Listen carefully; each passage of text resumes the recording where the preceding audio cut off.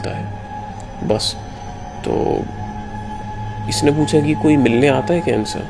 तो ये बोले कि नहीं, मिलने तो कोई नहीं आता, कभी भी नहीं आया कभी मिलने तो। फिर इसने पूछा कि क्या आपने उनका चेहरा देखा है? इसके बाद में जैसे ही उसने ये पूछा वो एकदम शांत हो गया मैनेजर। काफ़ी देर तक वो चुप रहा और फिर चुप रहने के बाद फिर बोला कि एक बार देखा था बचपन में, खिड़की से उनका चेहरा देखा था, उसके बाद दोबारा कभी नहीं देखा।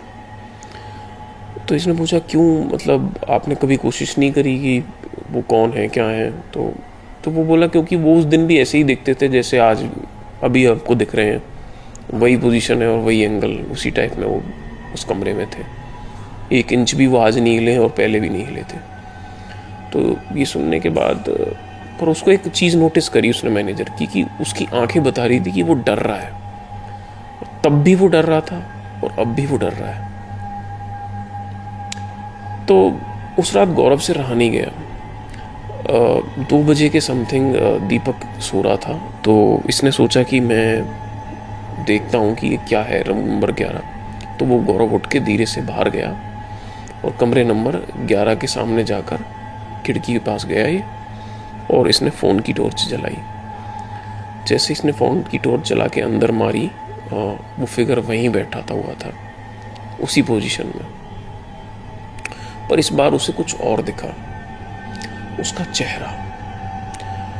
और चेहरा काफ़ी अलग था, जैसे कि कोई एक मास्क सा पहना हो, स्किन टाइट काफ़ी, आंखें बंद, एक्सप्रेशन भी नहीं था कोई, और ना शांति ना दर्द, बस जैसे चेहरा सालों पहले जम गया हो।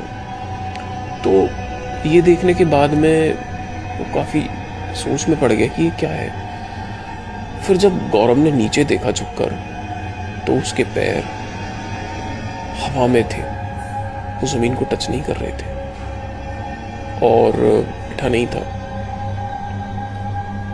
उसके एक पल के लिए गौरव को लगा कहीं वो हवा में तो नहीं है, तो उसने ध्यान नहीं दिया और फिर टॉर्च की रोशनी थोड़ी ऊपर करी उसने, तो उसने देखा कि छत से एक पुराना कपड़ा बंधा हुआ था, लेकिन उस कपड़े का रंग बदल चुका था, वो काला पड़ गया था और वो कपड़ा उसके गले से होता हुआ ऊपर जा रहा था। गौरव का हाथ कांपा और टॉर्च गिरी, वो कमरे में भागा, दीपक को जगाया और वहाँ से